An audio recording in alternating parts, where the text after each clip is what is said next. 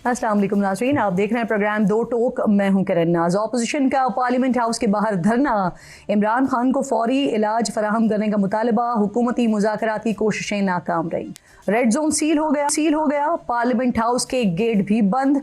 Parliament house के सामने कैदी वैन और बख्तरबंद गाड़ियां मौजूद रहीं। पुलिस और अराकीन पार्लियामेंट के दरमियान तल्ख कलामी और दस्त दराजी भी देखने में आई। तहरीक इंसाफ के इकबाल आफरीदी, PTI KPK के सदर जुनैद अकबर और दीगर अराकीन ने पार्लियामेंट में दाखिले की कोशिश की तो पुलिस की जानिब से सख्त रवैये का सामना करना पड़ा।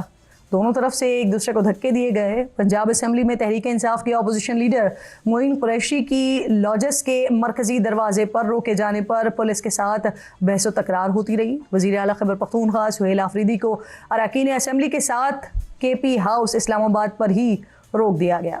दरवाजा खोलो, ये तरह नहीं है। नहीं, किसे पकड़ते हो? पकड़ते कैसे हो?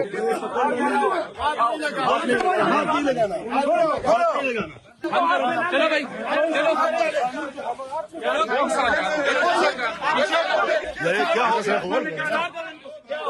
कैसे अरेस्ट करो? आपकी बात समझ लगा हुआ क्या लगा हुआ है? तो कानून क्या लगा हुआ है? खान साहब की आम का लॉ एंड ऑर्डर का इशू नहीं है। खान साहब के आम का लॉ एंड ऑर्डर का इशू नहीं है। आप अपनी पॉलिटिक्स अपने तरीके से कर रहे हैं। इधर खैबर पख्तूनख्वा के मिनिस्टर का गिरवान पढ़ रहे हैं आप लोग। ये इंसानियत है। Opposition leader Mahmood Achakzai, senate में कायदे हिज़्ब इख्तिलाफ Allama Raja Nasir Abbas, chairman PTI barrister Gohar Salman Akram Raja समेत कई अराकीन पार्लियामेंट के अंदर मौजूद थे जिन्हें बाहर जाने से रोक दिया गया। पीपल्स पार्टी के रुकन असम्बली फतेह खान को भी पार्लियामेंट हाउस जाने से रोका गया। उन्होंने इल्ज़ाम आयद किया कि पुलिस टीम ने उनके गार्ड को थप्पड़ मारे हैं। दूसरी तरफ लाहौर में भी इमरान खान की सेहत से मुतल्लिक खदशात पर मॉल रोड और GPO चौक पर वकला ने एहतजाज किया। इस तमाम सूरत हाल से पहले सेनेट इजलास में PTI सेनेटर ओन अब्बास पप्पी ने ऐवान में बानिए PTI की सेहत से मुतल्लिक करारदाद पेश की, जिसकी हुकूमती अराकीन ने मुखालिफत की। करारदाद मुस्तरद होने पर PTI सेनेटर्स चेयरमैन डाइस के सामने जमा हो गए और शदीद एहतजाज किया। अपोजिशन लीडर अल्लामा राजा नासिर अब्बास ने कहा कि आँख की बीनाई एकदम से ख़त्म नहीं हो सकती। इमरान खान की सेहत के हवाले से लापरवाही हुई है। सेनेटर राना सनाउल्लाह ने कहा कि खान साहब की सेहत पर सियासत ना करें। ऐसा कोई मामला नहीं कि गफलत 4 माह से बढ़ती जा रही है। वजीर पार्लिमानी उमूर तारिक फजल चौधरी ने ऐवान से बाहर बात करते हुए कहा कि अगर गफलत हुई है तो जिम्मेदारों के खिलाफ कार्रवाई होगी। पाकिस्तान तहरीक इंसाफ जो बात कर रही है कि अक्टूबर से उन्हें जेल में ये आंख की तकलीफ हुई और उन्हें इलाज मुआवजे की सहूलत मुयसर नहीं की गई, अगर उनकी ये बात ठीक है तो फिर हम इसे एक मुजरमाना गफलत करार देंगे और जिसने भी ये मुजरमाना गफलत की होगी, चाहे वो जेल का अमला है या दीगर जो जिम्मेदारान हैं, जो जिम्मेदारान से मुराद वो डॉक्टर्स हैं जो उनकी सेहत और उनका चेकअप पे मामूर थे, उनके खिलाफ कार्रवाई होगी। इसके अलावा पहली बार इमरान खान के जेल के अंदर के हालात बैरिस्टर सलमान सफदर की रिपोर्ट में तफसील से सामने आए हैं। रिपोर्ट के मुताबिक सुपरिटेंडेंट और डिप्टी सुपरिटेंडेंट जेल की मौजूदगी में सलमान सफदर की इमरान खान से मुलाकात हुई। इमरान खान ने बताया अक्टूबर 2025 तक उनकी नज़र बिल्कुल ठीक थी। जब उन्होंने जेल सुपरिटेंडेंट साजिद बेग से शिकायत की कि उन्हें धुंधला नजर आ रहा है तो हुकाम ने कोई भी कार्रवाई नहीं की। सलमान सफदर के मुताबिक दौरान मुलाकात इमरान खान की आंखों से मुसलसल पानी बहता रहा और वो टिश्यू से साफ करते रहे। जेल सुपरिटेंडेंट ने सलमान सफदर को बताया कि पिम्स अस्पताल के डॉक्टर मोहम्मद आरिफ इमरान खान की देखभाल कर रहे हैं, जबकि इमरान खान ने बताया कि पहले डॉक्टर फैसल सुल्तान और डॉक्टर आसिम यूसुफ को उन तक रसाई दी जाती थी, लेकिन जब से उन्हें नज़र कमाने की शिकायत पैदा हुई है तब से उनके ज़ाती डॉक्टर्स को रसाई नहीं दी गई है। उन्होंने मजीद बताया कि 3 माह तक उन्हें आंखों में डालने के लिए कतरे दिए जाते रहे, जिसका कोई फ़ायदा नहीं हुआ और उनकी दाएं आंख की नज़र बहुत ज़्यादा कम हो गई। अदालत में जमा करवाई गई रिपोर्ट के मुताबिक इमरान खान ने यह शिकवा भी किया कि 73 साल उम्र होने के बाइस उन्हें दांतों के मुआयने की भी ज़रूरत है, जिसके लिए 12 दरखास्त के बावजूद 2 साल में किसी भी दांतों के डॉक्टर ने उनका मुआयना नहीं किया। इसी रिपोर्ट के मुताबिक इमरान खान सुबह 9:45 पर नाश्ता करते हैं, जिसमें कॉफ़ी का 1 कप, दलिया और चंद खजूरें शामिल होती हैं। 11:30 बजे कुरान पाक पढ़ते हैं। इसके बाद वो एक्सरसाइज करते हैं, जिसके लिए उनके पास साइकिल, 9 किलोग्राम वजन वाले 2 डंबल और 1 बार दस्तियाब है। दोपहर में चहलकदमी करते हैं। इमरान खान ने बताया कि सर्दियों के दौरान उन्हें दरमियाने साइज का हीटर फराहम किया जाता है और गर्म पानी हर वक्त दस्तयाब रहता है। दोपहर का खाना 3:30 बजे से 4 बजे के दरमियान खाते हैं, जिसकी हफ्तावार तरतीब इमरान खान खुद बनाते हैं, जिसमें 2 दिन चिकन, 2 दिन गोश्त, 2 दिन दाल और 2 दिन चाट या हल्का फुल्का खाना होता है। इसके अखराजात उनका ख़ानदान अदा करता है। 5 बजे फिर उन्हें दोबारा चहलकदमी की इजाज़त दी जाती है। इमरान खान को पीने के लिए मिनरल वाटर दिया जाता है। रात के खाने में वो सिर्फ फल, दूध और खजूरें लेते हैं। रिपोर्ट में बताया गया है कि शाम 5:30 से अगली सुबह 10 बजे तक बानी पीटीआई को सेल में बंद रखा जाता है। रिपोर्ट में इमरान खान के सेल में मौजूद अशिया के हवाले से भी बताया गया है। उन्हें कुर्सी, मेज़, बेड और हैंगर दस्तयाब है। दिन और रात के वक्त रोशनी और हवा का मुनासिब इंतज़ाम है। इमरान खान ने सलमान सफदर को बताया कि उन्हें कपड़े धोने, सफाई करने, बिस्तर की चादरें बदलने और गुस्ल खाना साफ़ करने में मदद के लिए एक मुशक्क़ती दिया गया है। गर्मियों के हवाले से इमरान खान ने शिकवा किया कि शदीद गर्मी में हब्स होता है और इस दौरान मक्खियाँ, मच्छर कंट्रोल करने के इंतजामात नाकाफ़ी हैं। कमरे में एयर कूलर है लेकिन ज़्यादा फ़ायदा नहीं होता। यूँ गर्मियों में उनकी नींद और आराम मुतासर होता है। रिपोर्ट के मुताबिक सलमान सफदर के पूछने पर इमरान खान ने बताया कि उन्हें फ्रिज फराहम नहीं किया गया है। चीज़ें ठंडी रखने वाला एक डब्बा दिया गया है जिसका गर्म मौसम में फ़ायदा नहीं होता। इमरान खान ने बताया कि गर्मियों के महीनों में 2 या 3 बार वो फूड पॉइजनिंग का शिकार भी हुए हैं। जेल इहाते से मुतल्लिक सलमान सफदर को बानी पीटीआई ने बताया कि निगरानी करने वाले 10 कैमरे हैं।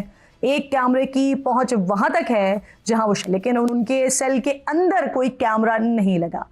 इस रिपोर्ट के बाद सुप्रीम कोर्ट ने इमरान खान का इलाज 16 फरवरी तक करवाने का हुक्म दिया है, जिसके बाद ही इमरान खान को अस्पताल या बनीगाला मुंतकली की बातें शुरू हो गई हैं। लेकिन वज़ीर दाखिला कहते हैं कि जेल इस्लामाबाद की जो है वो मुकम्मल हो रही है कुछ अरसे में, तो इमरान खान को वहाँ मुंतकिल कर दिया जाएगा। प्रोग्राम में इस हवाले से बात करने के लिए मेरे इंतहाई मोअज़्ज़ज़ मेहमान असद कैसर साहब, पाकिस्तान तहरीक इंसाफ के अहम रहनुमा, साबिक स्पीकर कौमी असम्बली, प्रोग्राम में ज्वाइन करें।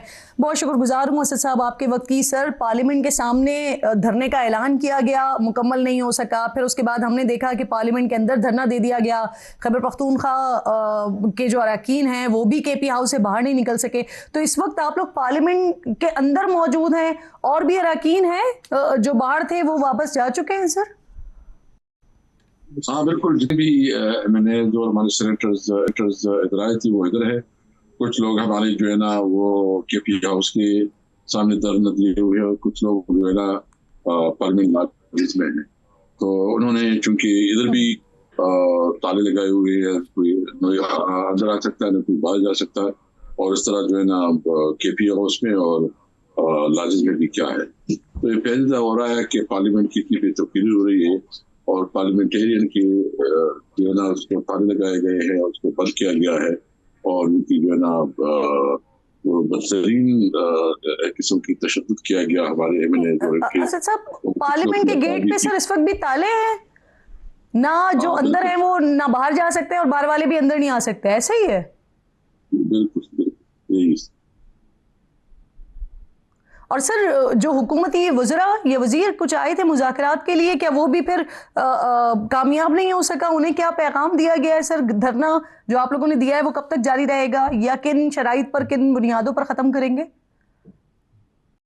जो मुज़ाकरात के लिए आए थे वो बेसिकली अचली साहब ने कहा हमारे बहुत सिंपल मुतालबा है कि जो फैमिली डॉक्टर्स बताए हैं उसी डॉक्टर्स की मुआयना किया जाए और उनको जो है ना आशिफा इंटरनेशनल जो है जो उसमें उसके इलाज करवाया जाए, ताकि जो हमें तशवीश है कि उसकी आंख को जो है बहुत नुकसान पहुंचा है, तो अगर उसको अच्छे डॉक्टर्स मिल जाए, प्रॉपर अस्पताल में ट्रीटमेंट मिल जाए तो उसकी रिकवरी हो सकती है। ये एक बहुत छोटा मुतालबा है, जेन्युइन मुतालबा है और ये उनका कानूनी हक है कि उसको सेहत की बुनियादी सहूलतें मिले। लेकिन अभी समझ नहीं आ रही है कि अदालत की तरफ से जो हुक्म दे दिया गया है 16 फरवरी के हवाले से, ऑप्टोमेट्रोलॉजिस्ट के हवाले से, माहिरीन के हवाले से, कि उनका बोर्ड बना दिया जाए और वो खान साहब का मुआयना करेंगे, तो फिर भी आप लोग एहतजाज कर रहे हैं, तो उससे तसल्ली नहीं है आप लोगों को सर, जो अदालत की तरफ से हुक्म दे दिया गया है? नहीं, अभी तक तो अदालती आर्डर जो है ना वो तो उन्होंने दिया है, लेकिन उसका वो साइन नहीं हुआ है और पता नहीं इसमें डिलेइंग क्यों इतना ज्यादा है। और जस्टिस साहब से हमारा मुतालबा भी यही है कि वो फौरी तौर पर जो उन्होंने एक ऑर्डर दिया है उसकी तो उसके ऊपर अमल दरामद होना चाहिए।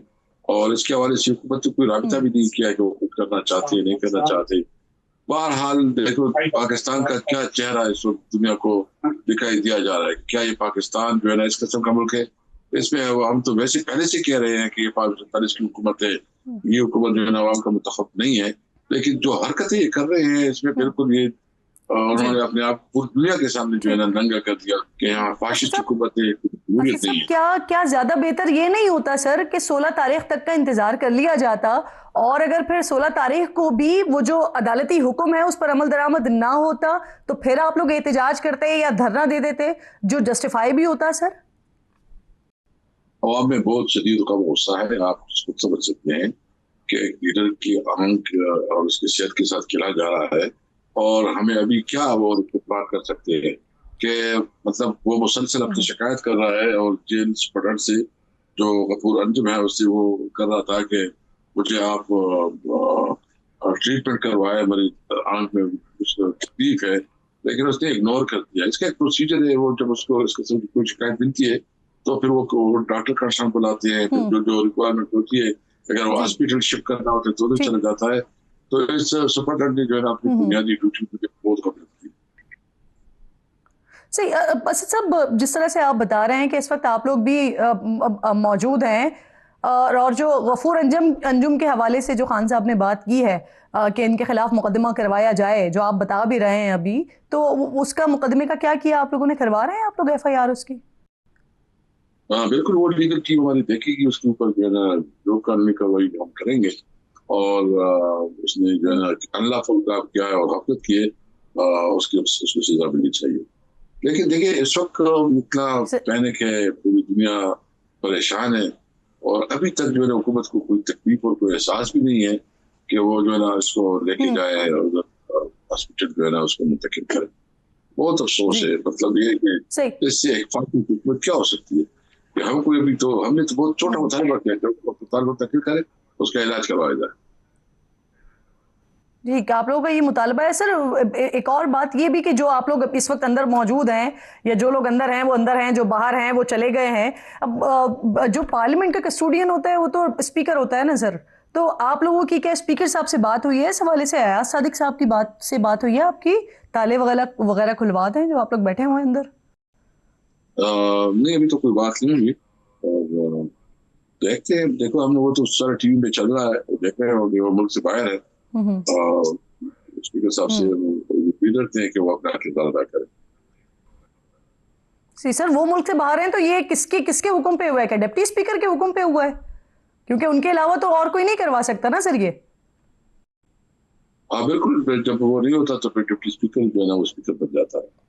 तो लेकिन मैं इसके ऊपर जो है ना सबसे पहले ये था कि ये जो कुछ हो रहा है ये पार्लियामेंट की ये बहुत बहुत बेतुकी कर रहे हैं। पार्लियामेंट को उन्होंने दो टक्कों कर नहीं रख दिया, और पहले उन्होंने पार्लियामेंट के ऊपर अटैक किया और पार्लियामेंट से जबरदस्ती मैंने इसको अगवा कर दिया गया।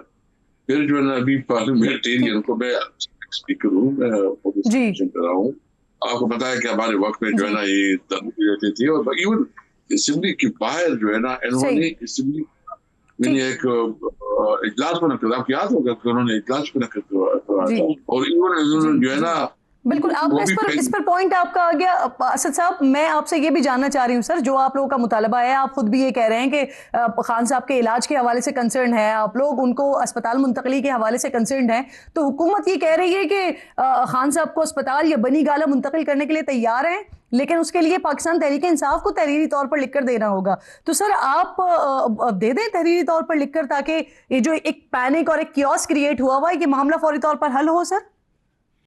नहीं, हमारे अपोजिशन लीडर ने शहबाज शरीफ साहब को आज से तकरीबन एक हफ्ता पहले बाकायदा ऑफिशियल लेटर भेजा, उसको जो डॉक्टर है उसके बारे में देगा कि 3 डॉक्टर्स हैं और उसको अस्पताल में तकलीफ किया जाए। वो लेटर मैं आपके साथ शेयर कर सकता हूँ, वो लेटर आप दिखा सकते हैं। वो लेटर आप ऑलरेडी उनको भेज चुके हैं पहले। अब आप कह रहे हैं कि लेटर ऑलरेडी आप दे चुके हैं इस हवाले से? ये अपोजिशन लीडर ने लेटर लिखा है, और वो लेटर जो है ना मेरे पास मोबाइल में है। अगर आप जो है ना मोबाइल पड़ा हुआ, तो वो आप अगर वो उसको दिखा सकते हैं तो इसमें हमने उनकी मुआलिज जो है, जो खान साहब की और खुद उसने फैमिली ने जो प्रपोज की थी, उन्हीं मुआलिज के बारे में हमने यही बता सकता है कि इसको अस्पताल जी वो डॉक्टर की रसाई के लिए, और इसके अलावा वो 3 नाम भी दिए थे। जी बिल्कुल आप दुरुस्त बात करें, लेकिन ये इस स्पेसिफिक इशू के लिए जिसके लिए अब एक सिलसिला शुरू हुआ है, उसके लिए हुकूमत कह रही है कि आप लिख कर दे दें, अगर अस्पताल मुंतकिल करवाना है या बनीगाला मुंतकिल करवाना है तो ये मामला हल हो सकता है। असद कैसर साहब बहुत शुक्रिया, प्रोग्राम में आप साथ मौजूद हैं। आगे बढ़ते हुए प्रोग्राम में इस वक्त मुझे ज्वाइन कर रहे हैं बैरिस्टर अकील मलिक साहब, वज़ीर मुमलिकत बराए कानून है। बहुत शुक्रिया मलिक साहब। सर मुझे ये फरमा दें, खान साहब की सेहत पर इस वक्त अपोजिशन का एहतजाज था, लेकिन हुकूमत की जानिब से जिस तरह का रवैया इख्तियार किया गया, मुंतखब अरकान के लिए पार्लियामेंट के दरवाजे बंद कर दिए गए, जो अंदर हैं वो अभी तक अंदर हैं, जो बाहर हैं वो चले गए बेचारे, सिक्योरिटी एहलकारों की जानिब से बदसलूकी की गई, धक्के दिए गए, गालियां दी गई, ये मुनासिब रवैया है सर? बिल्कुल एक सिक्योरिटी सिचुएशन ऐसी बनाई गई पार्लियामेंट के बाहर, पार्लियामेंट के इर्द गिर्द, और जिस तरह की कॉल दी गई और जिस तरह की खान साहब की सेहत के ऊपर सियासत करने की जो कोशिश की जा रही है, वो इंतहाई अफसोसनाक है उनकी पार्टी के लोगों की तरफ से, और जितने भी उनके MNAs कह लें या दीगर अहदेदारान कह लें, उन्होंने बड़ी एक मैं समझता हूँ गैर जिम्मेदारी का मुजाहरा किया कि जिस तरह एक ऐसे इशू को सियासी हवाले से उन्होंने इस्तेमाल करने की कोशिश की और सियासी रंग देने की कोशिश की, तो मैं समझता हूँ कि इससे इज्तनाब करना चाहिए था। और आपको पता है कि रेड जोन वैसे ही इतना सेंसिटिव जोन है, आपने फिर मुड़ तुड़ के वहीं पे ही आपने कहा कि जी हमने डी चौक में पार्लियामेंट के बाहर ही धरना देना है। मतलब ये तो कोई तरीका नहीं है ना। आप एक लॉ एंड ऑर्डर की सिचुएशन क्रिएट करें, फिर आप कहें कि जी आपको जो है वो डिस्पर्स करने के लिए जो प्रिवेंटिव व प्रोटेक्टिव मेजर्स हैं वो भी ना लिए जाएं, तो ये तो नहीं हो सकता। लॉ एंड ऑर्डर जो है वो कायम करना, रेट ऑफ द स्टेट कायम करना, ये स्टेट की जिम्मेदारी होती है। और वहाँ पे खाली ये तो नहीं है, वहाँ पे और भी कई सेंसिटिव बिल्डिंग्स हैं। सर रवैया तो बेहतर रखा जा सकता था मलिक साहब। रवैया बेहतर हो सकता है। Honourable members of the parliament हैं, उनके साथ इस तरह की अगर वाक़या बदतमीजी हुआ है, क्योंकि मैंने अभी तक मेरे नोटिस में नहीं है, अगर ऐसा हुआ है तो इंतहाई अफसोसनाक है।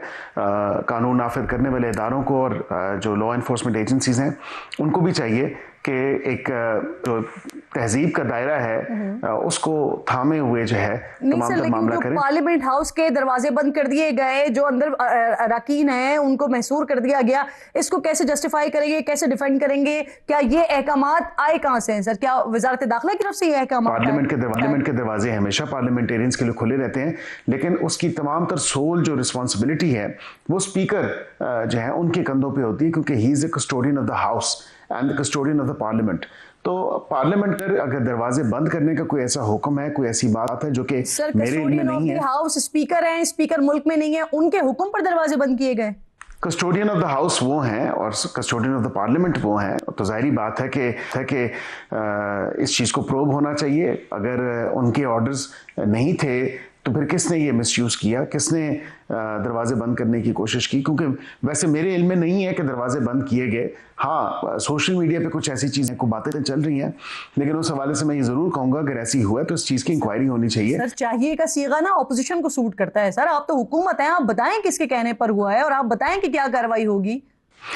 जी बिल्कुल, मैं आपकी बात समझ चुका हूँ। मैं ये आपको बिल्कुल ज़रूर कह सकता हूँ कि स्पीकर ऑफ द हाउस जो as custodian of the house जो स्पीकर नेशनल असम्बली हैं, ज़ाहिरी बात है उनके नोटिस में ये बात मैं ख़ुद भी लेके आऊँगा। और अगर ऐसी बात हुई है जिसकी अभी तक मुझे कोई कॉन्फर्मेशन नहीं मिली, लेकिन अगर ऐसी बात हुई तो इस पर बिल्कुल हम इंक्वायरी करेंगे और जो जिम्मेदारान हैं उनको कैफरे किरदार तक पहुंचाएंगे। ऐसा नहीं हो सकता पार्लियामेंट का तकद्दुस भी पामाल करें और पार्लियामेंटेरियंस का तकद्दुस भी पामाल करें। जी सर, कुछ हिदायत भी अटॉर्नी जनरल ने कल अदालत में जो यकीन दहानी करवाई है, वो भी अदालत की तरफ से कुछ हिदायत भी आई हैं, उस पर भी मैंने आपसे तफसीली बात कर दी है। प्रोग्राम में एक ब्रेक लीजिए नाज़रीन, ब्रेक के बाद वापस आते हैं।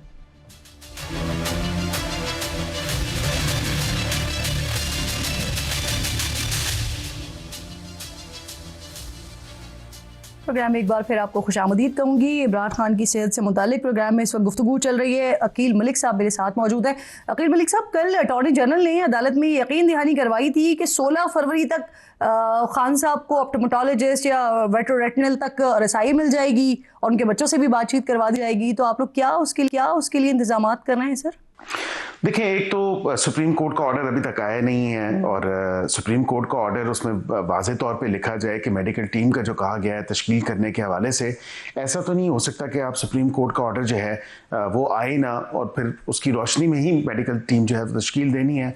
क्या उनके ज़ाती नॉलेज का भी उन्होंने कहा, नहीं कहा, ये तमाम तो चीज़ें क्लियर होने की ज़रूरत है। लेकिन time again is of the essence in both situations. मैं ये ज़रूर कहूँगा, एक तो उनकी सेहत के हवाले से खान साहब की सेहत, और दूसरा जो है किरण साहिबा, जो डेडलाइन है 16 तारीख की कि 16 से पहले ये मेडिकल बोर्ड तश्कील हो और फिर वो जाके वहाँ पे उनको एग्जामिन करे और फिर जो भी उसकी रिपोर्ट होगी वो 16 तारीख को जमा हो। तो ये इंतहाई ज़रूरी है कि इसमें डिले नहीं होना चाहिए, लेकिन सुप्रीम कोर्ट को बिल्कुल इम्पार्ट करना चाहिए अपना जो उसका ऑर्डर, वो ऑर्डर जारी करना चाहिए ताकि आगे ये प्रोसेस बढ़ सके। सर, जो सलमान सफदर ने बताया है, जो इमरान खान ने उनको बताया है कि 85% तक अब उनकी बिनाई नहीं है, उनको नजर नहीं आ रहा है एक आंख से, अब इसका जिम्मेदार एक तो कौन है? और खुदा न खास्ता अगर उनकी मुकम्मल बिनाई चली जाती है एक आंख की, तो हुकूमत जिम्मेदारी लेगी सर इस बात की?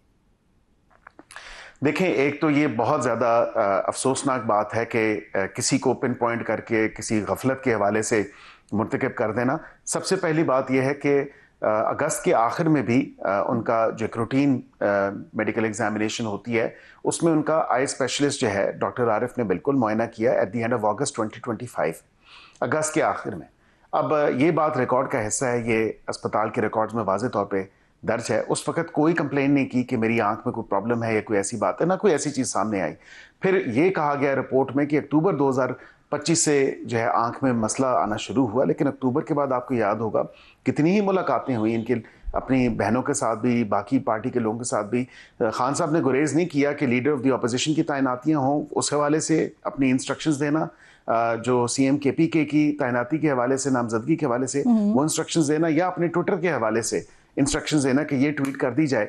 लेकिन आंख का जो मसला हुआ, जो कि अलेजिडली बताया जाता है कि जी आंख का मसला जो है बकौल उनके अक्टूबर 2025 में शुरू हुआ, तो मैं समझता हूं कि अक्टूबर 2025 में भी ऐसी कोई बात नहीं थी। अगर ऐसी होती तो फिर 2 दिसंबर की जब मीटिंग हुई तो उज़मा साहिबा की वो स्टेटमेंट मैं चाहूंगा आप नाज़रीन के लिए चलाएं। उन्होंने कहा कि खान साहब बिल्कुल सेहतमंद है, क्योंकि सेहत की तशवीश पे बिल्कुल सेहतमंद है। उन्होंने ये बात कही थी, आपने जिस तरह से मुझे याद दिलाए ना स्टेटमेंट्स महमूद अजगज़ई साहब के, नौरीन खान साहिबा के, उज़मा खान साहिबा के, तो अलीमा खान साहिबा ने वैसे अगस्त में ये बात कही थी कि थोड़ी सी तकलीफ है खान साहब को। और सर, आप लोगों के स्टेटमेंट्स भी मैं आपको याद दिलाना चाहती हूँ, जिसमें अता तारड़ साहब ने 3 दिन बाद बताया था, जब पिम्स में खान साहब होकर आ गए थे, 3 दिन बाद कंफर्म किया था उन्होंने, मीडिया पर खबर आ चुकी थी। सर, आप लोग तो खबर छुपा रहे थे, इलाज छुपा रहे थे, फेक न्यूज़ कह रहे थे इसे सर। है कि जो एक नॉन इशू था, एक इतनी बड़ी इवेंट नहीं थी, एक प्रोसीजर था। लेकिन एक पेशेंट की जो कह लें उनके इंटरनल जो मामलात हैं, इंटरनल मामलात से के हवाले से मैं अगर अर्ज़ करूं कि उसकी एक देखें ना प्राइवेसी होती है एक पेशेंट की भी।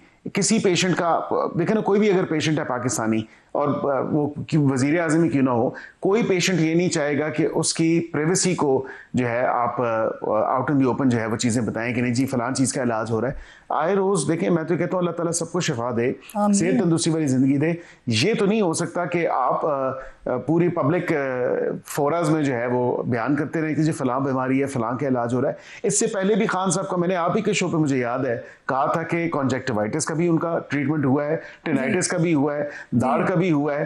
तो ये तो रूटीन में चलते रहे हैं उनके अडयाला के जो अंदर अस्पताल है, उसका भी रिकॉर्ड का हिस्सा और प्राइवेसी की बात करें ना, वो वहां पर जेब नहीं देती कि जहां पर पहले कंडक्ट ये रहा हो कि PDM1 की हुकूमत में, आप लोगों की हुकूमत में सर, यूरिन रिपोर्ट के ऊपर पूरी प्रेस कॉन्फ्रेंस हो गई थी, इद्दत केस पूरा डिस्कस हुआ है sir.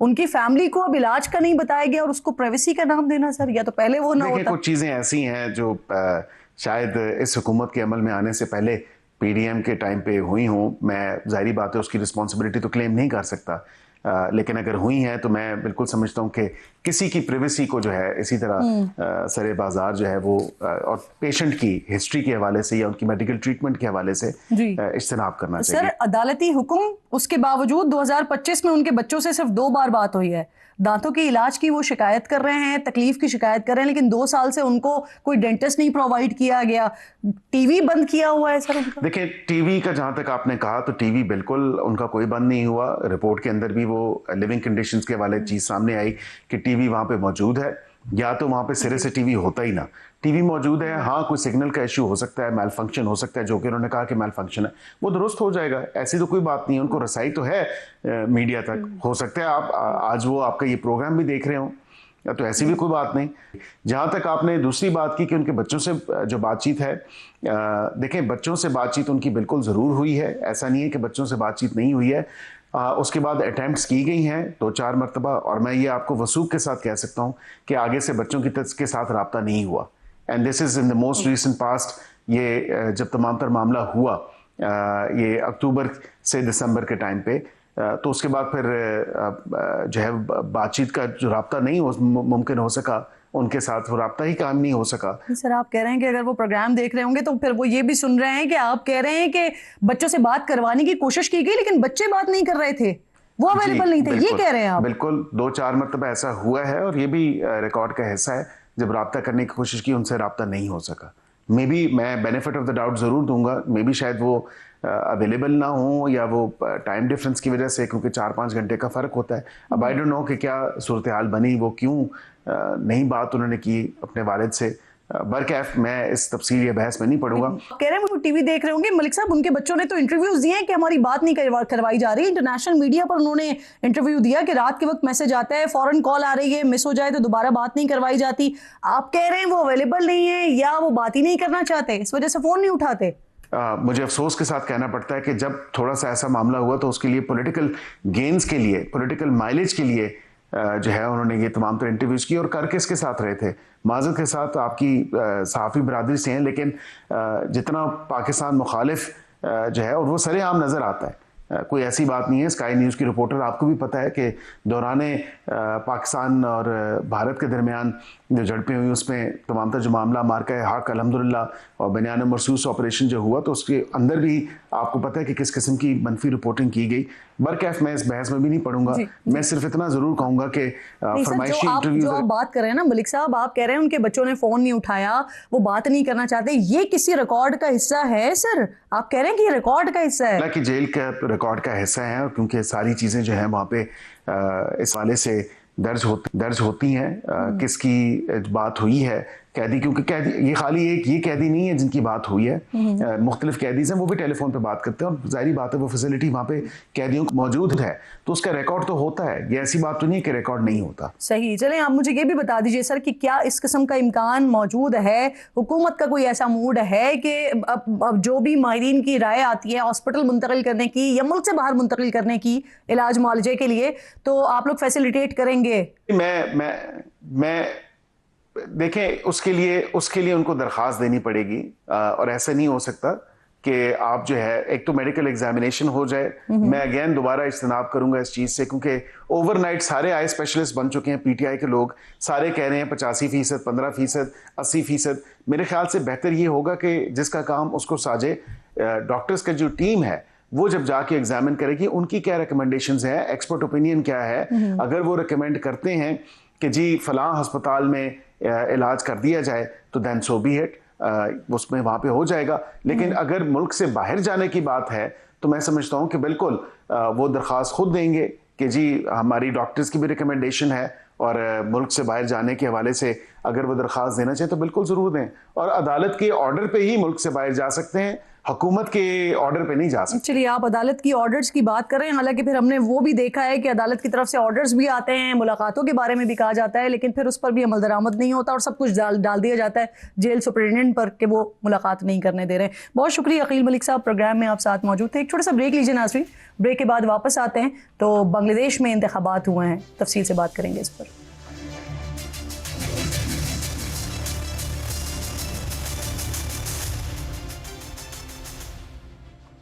Welcome back once again. Bangladesh के इलेक्शन में बीएनपी इत्तेहाद ने 212 नशिस्तों पर कामयाबी समेटकर 2/3 अक्सरियत हासिल कर लिया। जमात इस्लामी और उनकी इत्तेहादी जैसी पार्टी का इत्तेहाद 77 नशिस्तें ही हासिल कर सका। वज़ीर आज़म शहबाज शरीफ ने बांग्लादेश नेशनलिस्ट पार्टी के सरबराह तारक रहमान को टेलीफोन पर मुबारकबाद दी और पाकिस्तान के दौरे की दावत भी दी है। तलबा इनकलाब के बाद बांग्लादेश के ये इंतखाबात कई लिहाज से मुनफरिद थे। BBC के मुताबिक सन 1991 के बाद ये पहले इंतखाबात थे कि जब बांग्लादेश में पार्लिमानी जमहूरियत की वापसी हुई है। पहली बार ऐसा हुआ है कि अवामी लीग मैदान में नहीं थी और ये पहला इलेक्शन था जो 2 साबिक़ वज़राए आज़म शेख हसीना वाजिद और खालिदा जिया के बगैर हुआ है। क्या सिचुएशन है वहाँ पर, इस पर बात करने के लिए प्रोग्राम में मेरे मौजूद में मुझे माहिद इमरान ज्वाइन कर रहे हैं जो कि एनालिस्ट हैं, ढाका से ज्वाइन कर रहे हैं। फरीद खान जर्नलिस्ट हैं ढाका से। दोनों मेहमानों को मैं खुशामदीद कहती हूँ। माहिद, ज़रा मैं आपसे बात का आगाज़ करना चाह रही हूँ। पहले आप मुझे सिचुएशन के बारे में वहाँ पर बता दीजिए। तलबा इनकलाब के बाद ये पहला इंतखाब हुआ है वहाँ पर और उम्मीद की जा रही है कि तलबा की जमात जो नेशनल सिटीज़न पार्टी है ये सरप्राइज़ दे सकती है, ऐसी उम्मीद थी, लेकिन ऐसा हो नहीं सका। क्या वजूहात समझते हैं आप इसकी? देखिए, एक चीज़ कहूँगा कि हम लोगों के बहुत ही ज़्यादा उम्मीद थे। क्या कहे कि एक्सपेक्टेशन थे स्काई हाई, अंग्रेजी में कहते कि आसमान की बुलंदी तक एक्सपेक्टेशन थे, मगर इन लोगों ने हमें निराश किया। क्योंकि इन लोगों ने क्या कहूँ, पावर में आते ही ये पावर एक्सरसाइज, मैनिपुलेशन और मिसमैनेजमेंट करना शुरू कर दी, जो हमें बहुत गुस्सा दी। और एक चीज, पिछले 1 साल जो हुआ, यहाँ बहुत सारा मॉब वायलेंस हुई। आपने तो देखा, बहुत सारे मज़ारे, मंदिरें में, मस्जिद भी तोड़फोड़ या हुई, वेंडलाइज हुई। ये चीज हमें बहुत गुस्सा दी। और एक चीज, इन लोगों ने जो कमिटमेंट इन लोगों ने की कि ये रिफॉर्मेशन करेगा, संस्कार लाएगा, हमारा इकोनॉमी को बहुत आगे बढ़ाएगा, करप्शन को डिमिनिश करेगा, क्या हुआ? कुछ नहीं हुआ। वो जैसे ही थी वैसे ही है। जो पिछले जब लोग अवामी लीग के नाम पे चंदाबाजी करते थे, गुंडागिरी करते थे, इस वक्त BNP के नाम पे किया और दूसरी पे नाम पे किया है, वो तो नहीं गई। सो हुआ क्या? इसीलिए एक चीज, बहुत सारे नौजवान जो ग्राउंड में थे, जो लड़ाई करे, जो वुंडेड हुई, इवन मारा गई, इसके कोई स्टैटिस्टिक्स है नहीं, कुछ नहीं है।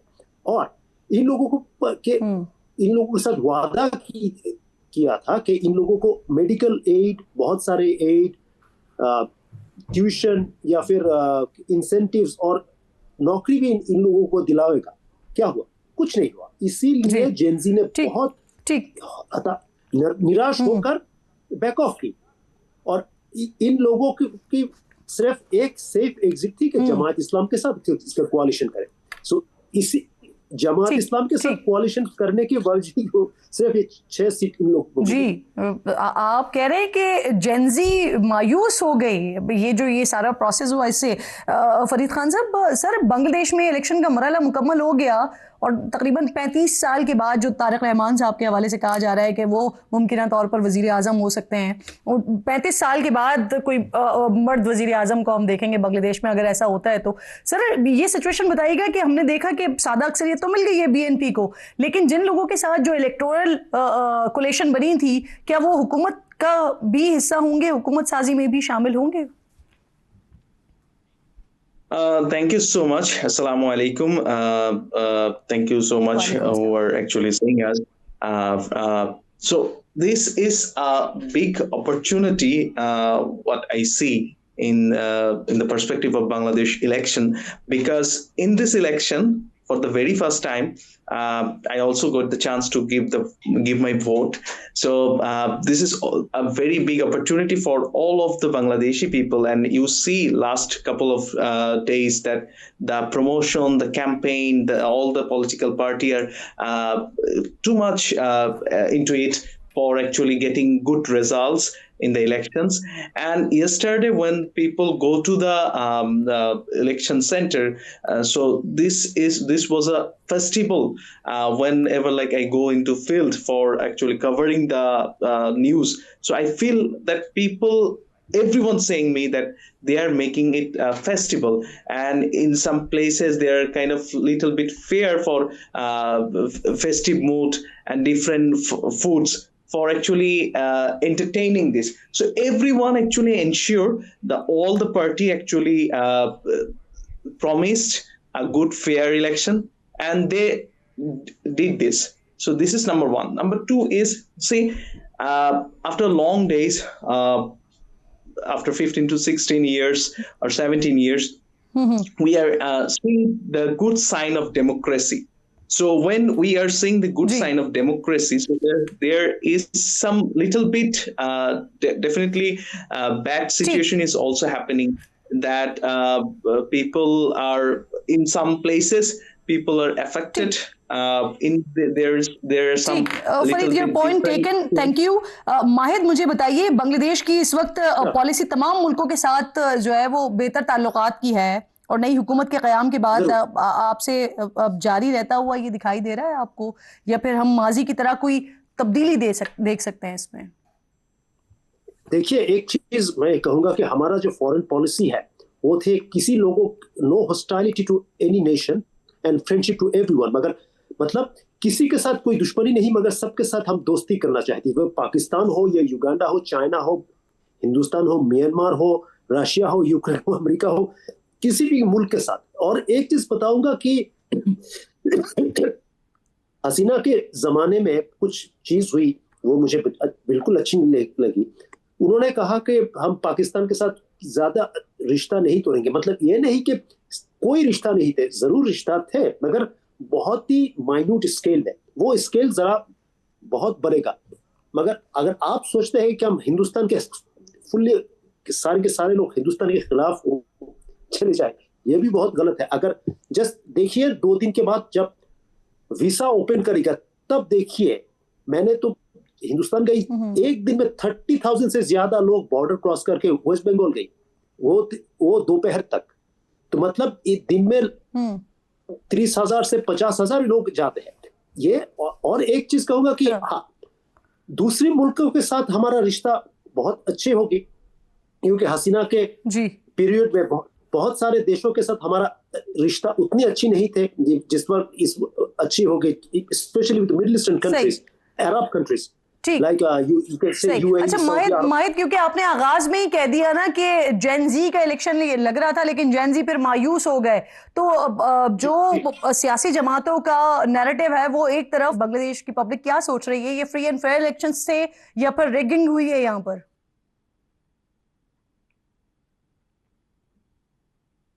देखिए, रिगिंग ये इस्लामी के 5 से ज्यादा नहीं, 5% की ज्यादा रिगिंग नहीं हुई। अगर रिगिंग हुई तो यहाँ मीडिया मौजूद थे, ऑब्जर्वर। सही, यानी आप कह रहे हैं कि अगर हुई भी है तो 5% से ज्यादा रिग्ड इलेक्शन नहीं है। बहुत शुक्रिया आपका। माहिद मौजूद थे, फरीद खान ने बांग्लादेश से हमें ज्वाइन किया हुआ था। वक्त खत्म हो गया प्रोग्राम का। इंशाल्लाह नाज़रीन से मुलाकात होगी कल। अपना और अपने मुल्क का खास ख्याल रखिए। फ़लस्तीन को, मकबूजा कश्मीर को अपनी दुआओं में याद रखिए। अल्लाह ने के बाद।